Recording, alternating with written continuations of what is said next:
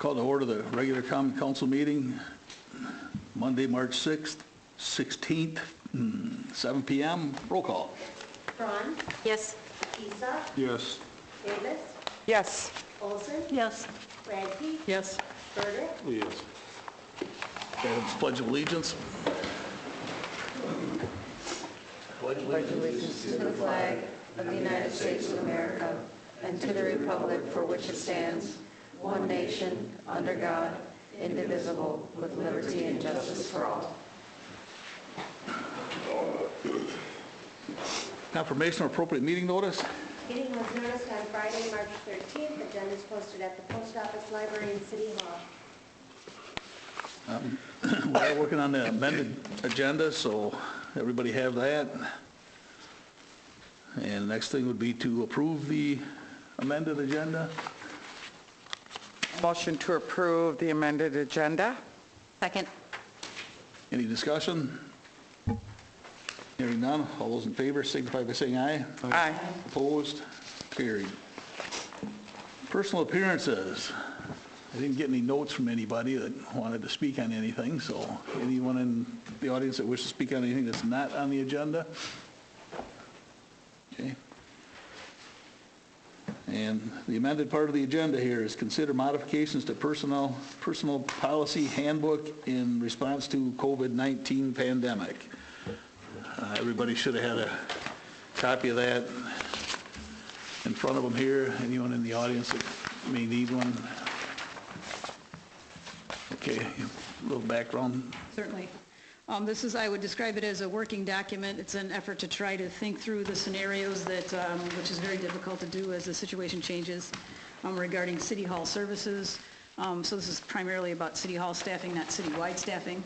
So this is regarding staffing here at City Hall and also regarding meetings here for you and public meetings in this building and how this building will be used or the uses will change. So given that you're just receiving this now, certainly it's a working document. We'd love your input, feedback on anything you see as problematic or things that we've missed. The reason it's on the agenda this evening is there are 4 items highlighted in the document that are personnel-related policies that are really contrary to your policies that we want to at least have your input on and make sure that you are in agreeing with the way we would handle this if these situations arise.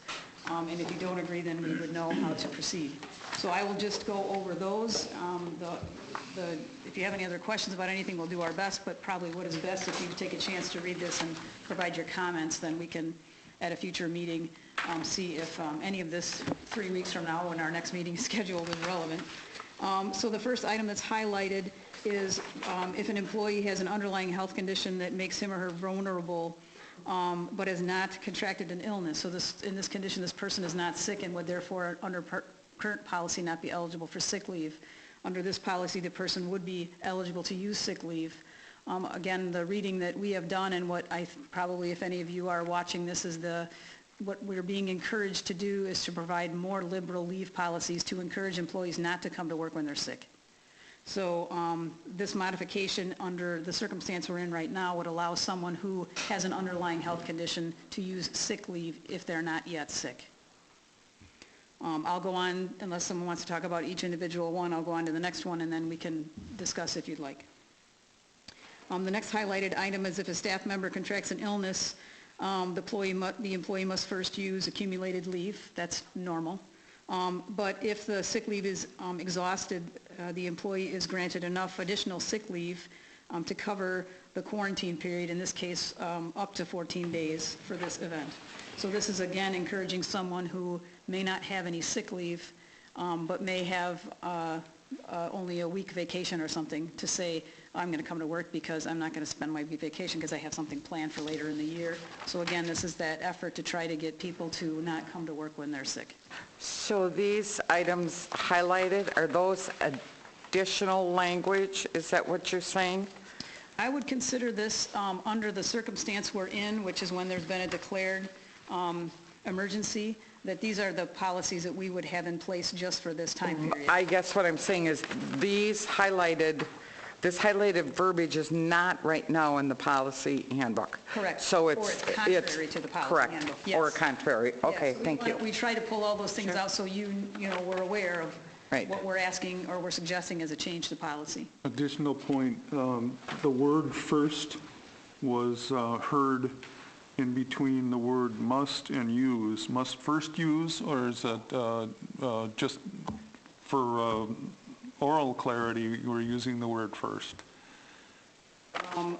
An employee must use accumulated time off. That's what it Okay, says. and I heard first, and I didn't know if that was intended to have been in the verbiage or if it was just a slip.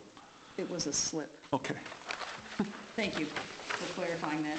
Okay, the next item is for non-benefited employees, so those employees who don't have sick leave, who have this illness, they'll be granted sick leave as if they had the illness. So if they're a 50% employee, they would be granted 50%, they'd be granted half days, I'll say, off for the recommended quarantine period of 14 days. So you're saying if this employee had not accumulated enough sick leave? No. We have So let, one employee who doesn't have sick leave benefits because they don't work enough hours. I see. Okay, so let's talk about like seasonal help. That does not include this. Okay. This is regular. Yep. Full-time staff. Well, it's Basically. regular. We would consider in our policy a regular staff, meaning it's permanent. not a temporary position. Got it. Okay, thank you. And then the last thing is something that I'm sure you've all probably heard about, is that we shouldn't be asking for doctor's notes for 3 days of sick in a row. You know, that's the last thing our health system needs right now, is a bunch of people asking for doctor's notes. So that's just a policy that we have in the policy handbook that we would waive under these conditions, that if you're sick, you don't need to get a doctor's note. Sure. But shouldn't we have a note saying that they're not sick anymore? Like if they contracted the illness, they have to have so many clean tests in a row, so wouldn't they have to have a doctor's note to come back then? Yeah, under some circumstances, the policy addresses that return to work. That's probably a good idea for us to have in here, that there would have to be some all clear from a doctor to return to work. That's a good point. Okay. Is the 14 days, is that from the day they become sick? When they take time off, whenever, it's for time off, right? So Yeah. hopefully they know they're sick before they come back to work, right? But so it might be, as we know, people might be sick and not know it, right? So it would be the first time they would say, I am now saying I am sick and need to stay home. That's when the 14 days? Yeah, I would say That it make would it would start from the time that the test would come back positive, and then it would be... If they're tested. If they're tested. You don't have to be Right. tested. No, This yeah, is if they're sick. yeah, I think that, Yeah. again, we're erring on the side of caution, so some people aren't going to be able to be tested, right? Right. So if someone says, you know, I have the symptoms and I'm not coming in, then the time would start? Does that make sense? I think, yeah. Cover it? Right. That's the intention. Okay. So again, there's a whole bunch of information in here. A lot of it does have to do with kind of actions of this body here. And it's not necessarily intended to be hard and fast. We're really trying to think through things like technology. As you see, we have the conference phone in here, and we have the ability for people to call in for meetings. As we work through all of this, I think the league is going to be weighing in hopefully on how flexible we're going to be about quorums and all of that in order to continue to have business and maybe not have people always in attendance. So it's all changing every day. I guess that would be one of my questions. I know that one of the recommendations now from a federal level is that we shouldn't be gathering in groups of 10 or more. That's the news today, yeah. So I don't know, how would we just have to put some language in there where it would respect whatever the state level or federal laws are at that point, or can we make our own?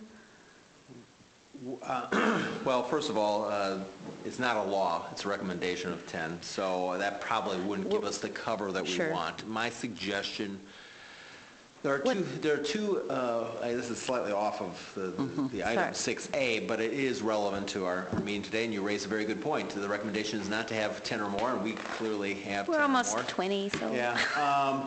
The statutes require a quorum to be present to conduct business of the city council, very specific. However, it doesn't say what present means, because it was drafted many years ago when people assumed present meant Here. you're here. We do clearly have the capacity to participate, to observe remotely now in many ways. Technology has assisted. It's not perfect, but it has assisted us. We have, as a city, adopted Robert's Rules of Order, which covers the gaps between where our ordinance doesn't cover. Unfortunately, Roberts isn't clear on that, but the commentary to Roberts is pretty clear that you can have a remote participation or a quorum even by remote access if you've adopted a bylaw or ordinance to that effect. I have taken the position thus far that if you can participate by phone and vote, that is sufficient for a quorum, in my opinion. I will tell you that there are a number of attorneys that have practiced municipal law that disagree with that, and they do say present means present. Okay. We're going to be talking about this tomorrow. The League of Municipalities is conducting a couple of different conferences, one at noon and one at 4, I think. One primarily for the attorneys and one primarily for the end user. And it'll be interesting to see where that consensus falls. But thus far, I've always opined to Ramona that if someone needed to appear telephonically, that they could, and they could vote. It does require someone be here to manage the phone. It does have certain practical problems because we have documents like this that have not been handed out, and we don't have the ready capacity to scan those in and share them. Sure. And certainly observing all of our interactions is more difficult if we're all appearing telephonically. But these are rather strange times, and I think that some leeway will be accepted by the courts if anything were challenged. That said, if an item is a very large item, Ramona's undoubtedly going to hear from me that I think that it'd be best handled when all of us can be present. Sure. If it's something such as a budget, for example. On that note, for public, because we have to be open to the public, are there any kind of ideas on maybe like live stream for public to access via Facebook or something like Certainly, that? those are all things that technology does permit. Whether we have the technology here, I honestly don't know, but live streaming is one way. Honestly, I think live streaming would be a good thing, even not in a period of crisis, Sure. Yeah. because it allows greater Transparency. participation Yeah. and observation. Should meetings go into closed session, would that immediately be a disqualifier if the body had to go into closed session? Good question, no, but it does require that there be some mechanism that the system be shut off from public observation or monitoring and put back on perhaps if necessary after that. But no, I think that so long as it is noticed as such, that it would be permitted. Ideally, I think that the state would address this. It's not going to happen quickly. Again, as I noted at the outset, I think that we can certainly clarify that members can appear telephonically for a vote, and in doing so also act for quorum purposes. It certainly has happened in the past, in my experience, that we've needed that to have someone appear, and we've always counted it as for quorum. But there is a divergence in that one. Thank you. So we're looking at this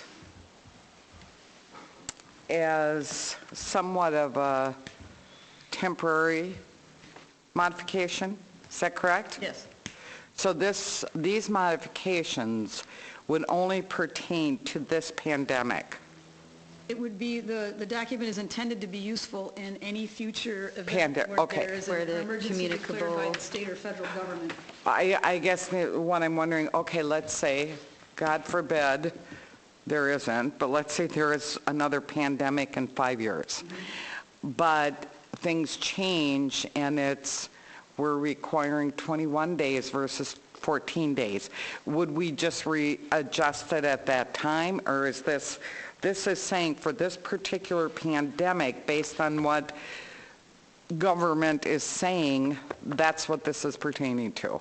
Well, it was written with the intention where it says 14 days or the quarantine period recommended by the CDC. Okay. So the hope Okay, is good. it's a little broader in its scope, but if this happens 5 years from now, this will all be talked about again. 'Cause Thank you. It'll be totally different, and there'll be other things we'll be working with that we're not Sure. even thinking of today. So we were Okay. trying to not just cover this one, but I'm not silly But enough it's to hard to- think that yeah. it would be Okay. broad enough and perfect in the future. Tom, you had something? Yeah, I was wondering, with doing this, and you're, 3 weeks before this comes back in writing, is this going to be retroactive, or is there a reason you can't act on it tonight? They can't act on it tonight, it's on the agenda. That's why we put it on here, so we could. So you can act on the personnel policy things tonight, that's on, For sure. that's on your agenda, so Okay. you can act on it. That's why we brought it to you tonight. Any changes, like the points Ann brought up, we could bring up at the next council meeting and add them, because that was a time frame thing anyhow, so it wouldn't affect what we're looking at tonight. Right. Just to clarify, Ramona, the language, it's on the first page of it, the second highlighted portion. Did you want to say to cover the recommended CDC quarantine period up to 14 days, or did we, that's what this one is specifically, or did we want to leave a little bit more? That's up to you. On Candy's point is relevant, we're Right. trying to make it as broad as we can, but we Sure. also want to have some lid on this. Sure. So it's not, Exactly, yeah. So at this point, if you want to modify that, feel free. We were trying to provide some end to the whole. Are you thinking of maybe ending it after a CDC quarantine period? I think that would be sufficient, wouldn't it? Because that would be what the model we're going off of is, and if that changes in the coming weeks, then we wouldn't have to revisit this. Is the CDC, have they said the quarantine period is 14 days? Or are they suggesting? I think I that's, think it's more of a... Pretty fluid. Yeah. with Yeah, the so then- interpretation of everything.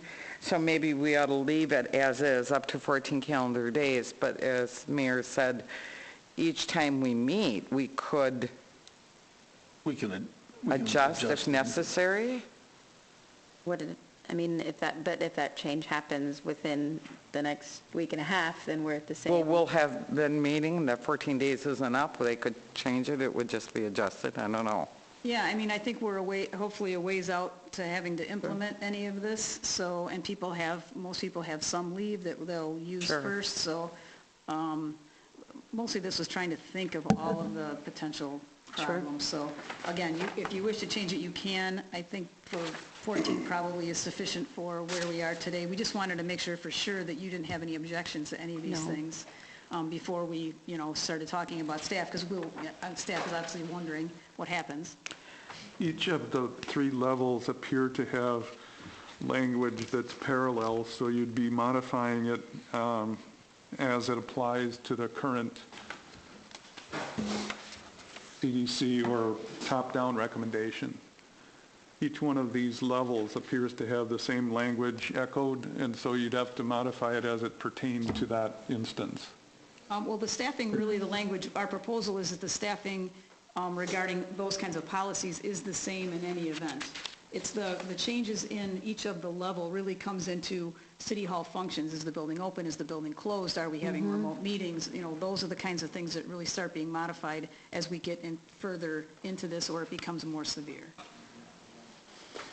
What if you were to leave the wordage as to cover the current recommended CDC quarantine period and leave off the days? Entirely up to you. And that would If it goes to therefore 21 change or according, 30, if somebody decides tomorrow that the quarantine should be more than 14 days or less, that would change it then. It would be according to the current standards. And again, I guess the question, does anyone know if it is a fixed standard? I don't think it is. That's what everybody is going off of, but I think that there are some other conflicting... Well, I don't see any need for leaving it open-ended. Up to 14 days is fine for now. If it changes, we can make changes, or we can make them retroactive, but leaving that open-ended, what if it's 30, 60 days tomorrow?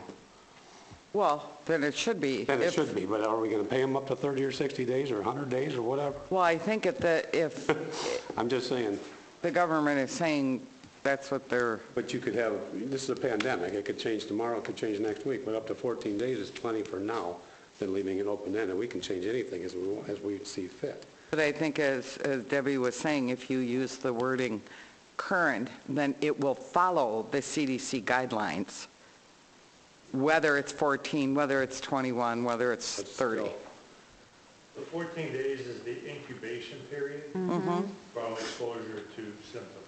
Right.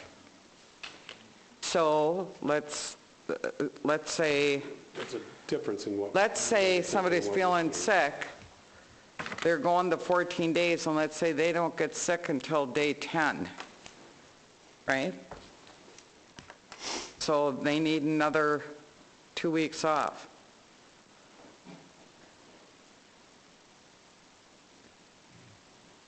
Right? They would work up until they got sick. That That's, would be, yeah, you're not looking at the quarantine. No. I don't see it that way. I see, let's say, I'm feeling like I'm sick and I'm afraid I have the virus, the COVID-19 virus. CDC is saying if you think you have it, you quarantine yourself, right? For up to 14 days. For up to 14 days. But during that 14 days, I get the virus, let's say. Let's say on day 10, I actually do get the virus. What happens then?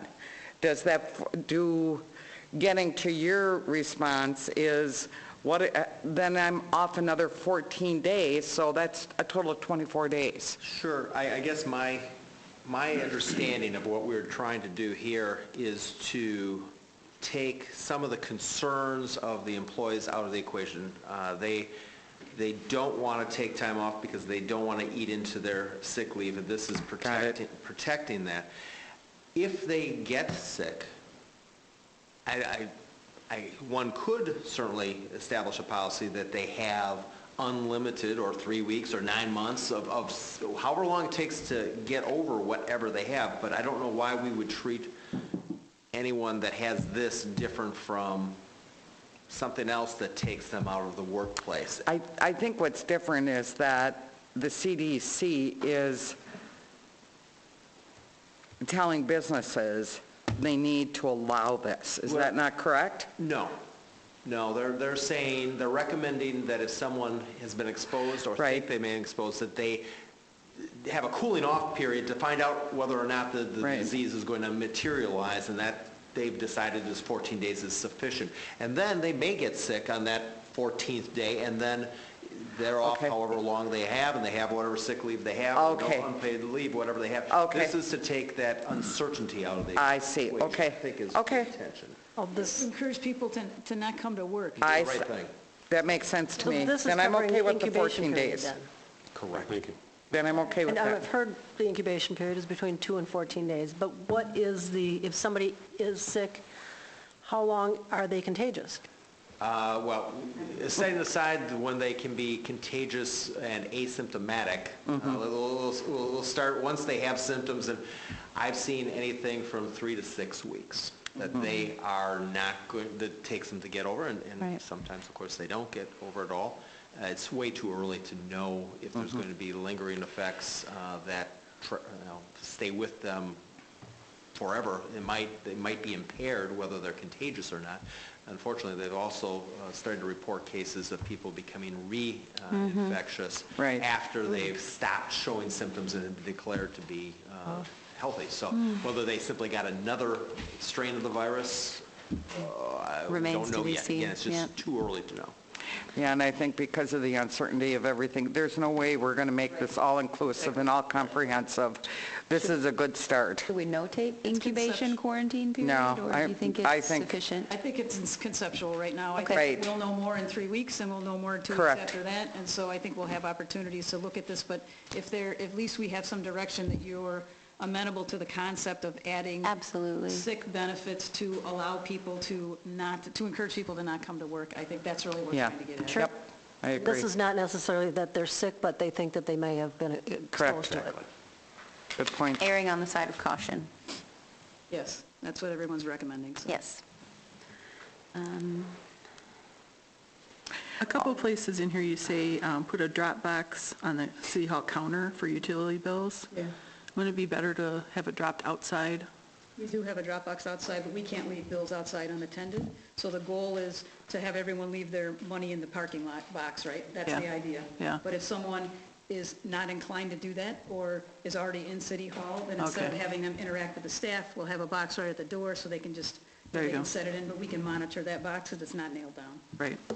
Okay, makes sense. And then on, and it looks like page 3, it says something about ensure passwords are available. I didn't read the whole thing, but that just kind of jumped out at me. Yeah, it's for staff to make sure that, we have to put together a plan as a staff for every deadline Cindy has that she's responsible for, that, we have a small group, we all have our own piles. So the note to our staff when we work, this is a working document for our staff also, is to all of our assignments with deadlines, get them in one place so everyone knows, oh, Cindy's going to be out for 3 weeks, we have her deadlines to cover. And also everyone's passwords we have to have in one place so that if we need to get into Cindy's computer for something for a debt payment or something that she has the passwords for, we know how to get at that. Oh, because the normal thing is don't share your passwords, so. We have to take care of business, right? We Yeah. have that Right. payment to make, we have to Okay, do that. there you go. I don't, so this isn't normal routine business, you're saying in the event of. Right. So, We're protective of all that Right. stuff, but in this case, if we've got 3 people out and we have to make a debt payment, we're not going Correct. to miss the debt payment. so. And then, yeah, I think there's a distinction here. It's not Cindy's personal password to her bank account. It's her password to allow her to access the city's bank account. It's city's password. Good point. It's not Cindy's password. So it's. I Which think- could be changed for the group to use for the time period that she's out, and then can be changed Yeah, again when and we she's back. change those obviously because employees come and go, and we don't want them being able to sign in after they've gone. So we can't have one that's just our password. So that's. So I understand your point, and it's a legitimate point, but I think that in this Sure. point in time, everyone's got to be able to get its stuff. I understand. If nobody, Always have, I'm sorry, you always have 2 people though when that's done? When you use somebody else's password? When we, Witness and verification if you pull her password out and use it, if you'd have to? yeah, well, certainly for things like debt payments, Right, you'd yeah, have to have- there'd be a couple of people involved in those kinds of Okay, well- actions. We are now, so, yeah, we Okay. would continue that practice for those kinds of things. If it's just getting at someone's email so we can monitor their email, then we're probably going to be one person will be monitoring that kind of stuff. Because again, this is all city business, so everyone Right. should technically have a right to all of it, really anyways, so. We'll try to be as protective as we can as we are now, but, again, this document is, as a staff, we're working through all of this too, to think, we've got to remember the doors, we have to remember the debt payments, we have to remember those things that each of us specifically handle so that they don't get, forgotten. if nobody has anything else, I'll make a motion to approve the modifications to Personal Policy Handbook in response to COVID-19 pandemic. Second. Okay, motion and a second. Any further discussion? Hearing none, roll call. Braun, Yes. Isa, Yes. Davis, yes, Olson, Yes. Radke? Yes. Burdick, Yes. Motion passes. Move on to the minutes from March 2nd. Well, before we do that, thanks for getting this together and yes. getting on the emergency agenda, and good luck with everything. Okay, minutes from March 2nd. Make a motion to approve the minutes to March 2nd. Second, Motion and a second. Any corrections or additions?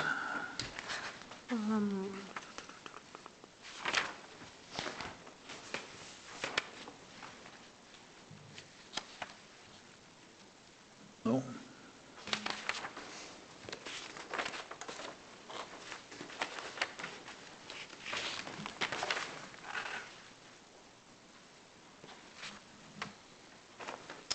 The right of first refusal appears to be a outboard document rather than a modification of a lease. Is that perfectly fine? Bottom of page 3. The minutes reflect what the conversation was, so if later the appropriate document was thought to be not a lease modification, then, did we talk about that at the last meeting, that it was going to be not a lease modification but a separate agreement, or was that I don't, after we started crafting it. Do you? yeah, I don't recall that. I thought it was a lease I don't either. modification. But Yeah. it was just that language was specific about the lease can be modified at any time, but I guess a standalone document is a modification of the lease. I would agree. Okay. Thanks. Okay, anything else? We'll fix the typo on the bottom of page 3, too. Building.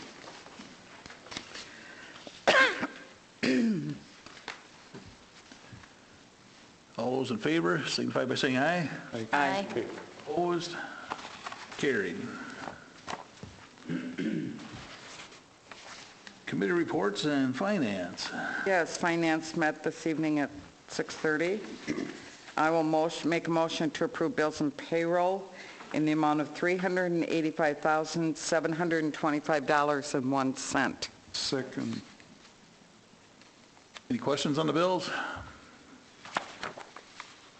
Hearing none, roll call. Davis, Yes. Isa, Yes.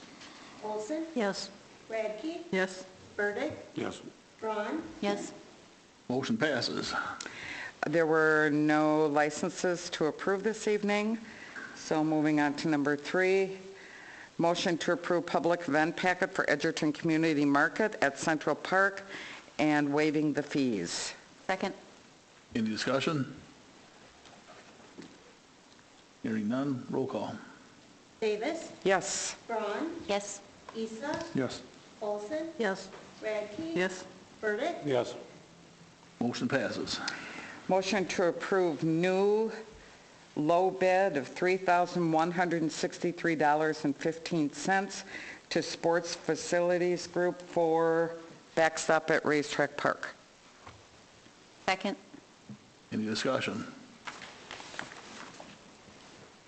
Hearing none, roll call. Davis, Yes. Braun, Yes. Isa, Yes. Olson, Yes. Radke, Yes? Burdick, Yes. Motion passes. Motion to approve amendment to Housing Administration contract with MSA. Second? Any discussion? For the benefit of the full council, Ramona, is there a read again? Yes, we have a contract with MSA. They administer our program for our CDBG housing program. The amended contract in your packet is on page 29. The amendments consist of an increase in the fees from 14 to 16%. The state allowed an increase, having recognized an increase in cost in administering these programs. The maximum fee allowed by the state is 17%. There's an increase in the fees for doing the inspections mostly for lead inspections. Again, the contract was from 2016, so I characterize them as more inflationary increases in those fees. And the last thing is a language change as to when the first half of the 16%, which would be 8% fee, is actually paid. They indicated in a request for an explanation that it is what all their other contracts are written as, and it's also their work begins as soon as there are funds available, many times long before there's a closing, because they're marketing the program, talking with potential customers to the program. So it seems to be more in line with when their services are needed, the language that they proposed in their contract. Anyone else? Roll call. Davis, Yes. Braun, Yes. Olson, Yes. Radke, Yes? Burdick, Yes. Isa, Yes. Motion passes. Okay, motion to approve amendment to City of Edgerton Resolution 26-19A, 2020 salary resolution for part-time cemetery groundskeeper position in the amount of $15 per hour, which will be a limited term summer help position. Second. Any discussion? Hearing none, roll call. Davis, Yes. Isa, Yes. Braun, Yes. Olson, Yes. Radke, Yes?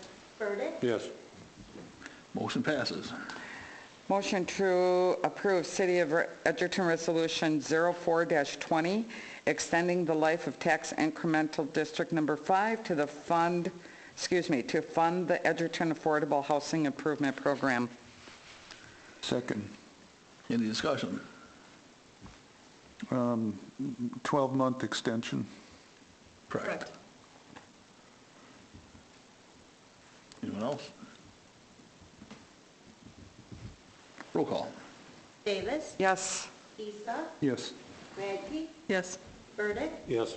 Braun. Yes. Olson. Yes. Motion passes. Motion to approve low bid in the amount of $20,700 awarded to Depth Pool Service for pool pump strainer bids. Second. Any discussion? Hearing none, roll call. Davis. Yes. Braun. Yes. Isa. Yes. Olson. Yes. Radke. Yes. Burdick. Yes. Motion passes. Motion to approve pool chemical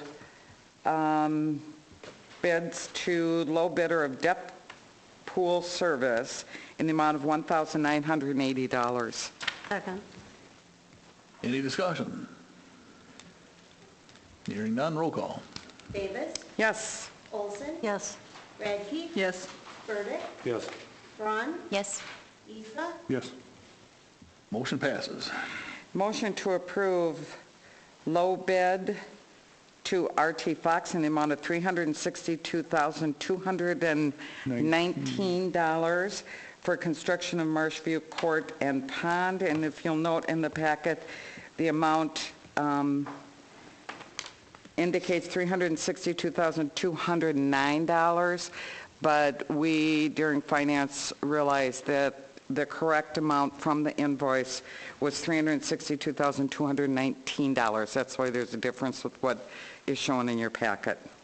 Second. Any discussion? Just noting that that bid is significantly lower than which was originally estimated for the cost. Thanks. Anyone else? Roll call. Davis. Yes. Isa. Yes. Radke. Yes. Burdick. Yes. Braun. Yes. Olson. Yes. Motion passes. And for transparency purposes, the next item was not discussed at finance. It was agreed to bring forth to council because we got our wires crossed with letting Best Realty know what time to be here at 6:30 versus 7. So we're advancing this directly to council. So I'll make a motion to approve listing the contract with Best Realty for the Veterans Building. Second. Motion and a second, and everybody did see the two other pages that were here at the table. Page 44 and page 49.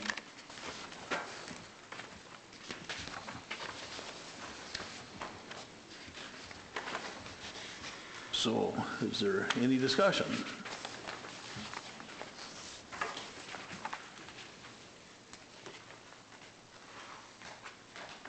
I just have a question. The right of first refusal, is that just in this document, or was it also modified in the, There is a reference to To right that. of first refusal in here because we need to disclose it to potential buyers. right, And so the is that reference- in the lease document now then? I you guess mean is the my listing- question. listing No, contract? that language for right of first refusal, did we add that? That'll be considered in closed session tonight? Right. Oh, right, That okay, agreement will be as a separate agreement, so you'll get a Okay. chance to look at that. perfect.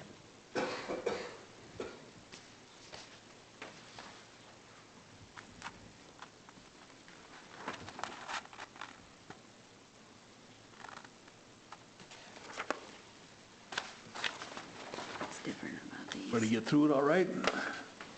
Any further discussion? Hearing none, roll call. Davis. Yes. Isa. Yes. Burdick. Yes. Braun. Yes. Olson. Yes. Radke. Yes. Motion passes. And that is it for finance. Anything from utilities? No, utilities met Monday, March 9th at 5:30, and there was really nothing to bring forward from utilities. Thank you. Next item is consider extension of purchase agreement for 407 North Main Street with Green Tech. They've agreed to it with the one condition is that we mow the grass, which there's not a lot there right now. That's about it. Little clippers, maybe. And it gives us 3 more months, which hopefully we have an answer long before that, because some of the work we've been waiting for has been, at least the drilling's been taking place. The analyzation of it is still being done, so. Make a motion to approve the extension of purchase agreement for 407 North Main Street with Green Tech with the condition that the city mow the grass during that period ending in June of 2020. Second. Any further discussion? Hearing none, roll call. Braun, Yes. Isaac, Yes. Davis, Yes. Olson, Yes. Radke, Yes. Burdick, Yes. Motion passes. Mayor, alderperson, and staff reports. Well, you notice there's a little difference the way we're sitting out here. Hopefully it doesn't last for long, because I thought maybe it was just me, but didn't want to sit by me. But the Public Works guys have done close to 60 stump removals and some of the cleanup on a good share of them so far. So I think that's more than we've done in any one year for sure, probably more than any 2 or 3 years. But it is noticeable. And I have nothing else other than try to stay healthy. I'll make a motion to go into closed session pursuant to Wisconsin Statute 19.851E, deliberating or negotiating the purchasing of public properties, the investing of public funds, or conducting other specified public business whenever competitive or bargaining reasons require a closed session. Discuss and consider sale price and right of first refusal agreement for Veterans Memorial Building. Second. Any discussion? Hearing none, roll call. Davis, Yes. Isaac, Yes. Olson, Yes. Radke, Yes. Burdick, Yes. Braun, Yes. Motion passes. We are in closed session.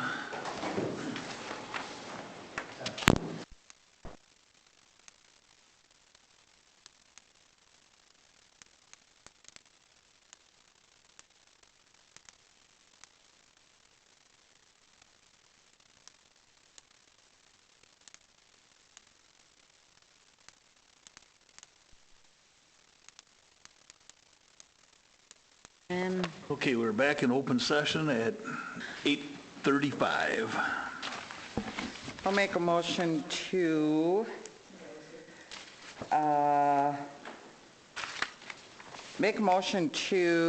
list the Veterans Memorial Building at a price of $340,000. Second.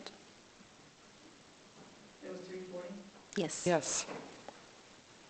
Any discussion? Oh, we said 339.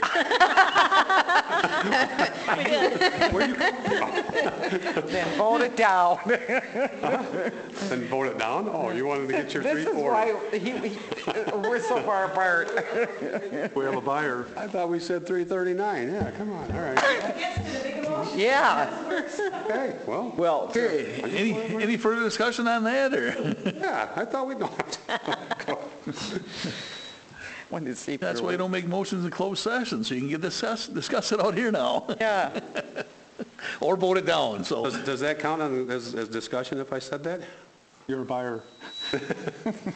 I believe 339, so I don't agree with you. Don't vote it down. I didn't. Okay, no further discussion. Motion is to set the price at $340. Roll call. Yes. Yes. Yes. Yes. Olson, No. Radke, Yes. Oh, heck, no. Motion passes 4-2. Okay, I'll make a motion to accept the right of first refusal agreement. Second. Any discussion on that? Hearing none, roll call. Yes. Yes? Yes. Oh, yeah. Yes. I think that was 6-0 passed. Yes. Motion passed 6-0. Okay. Make a motion to adjourn? Second. All those in favor signify by saying aye. Aye. Opposed? Carried. He always does. Thank you.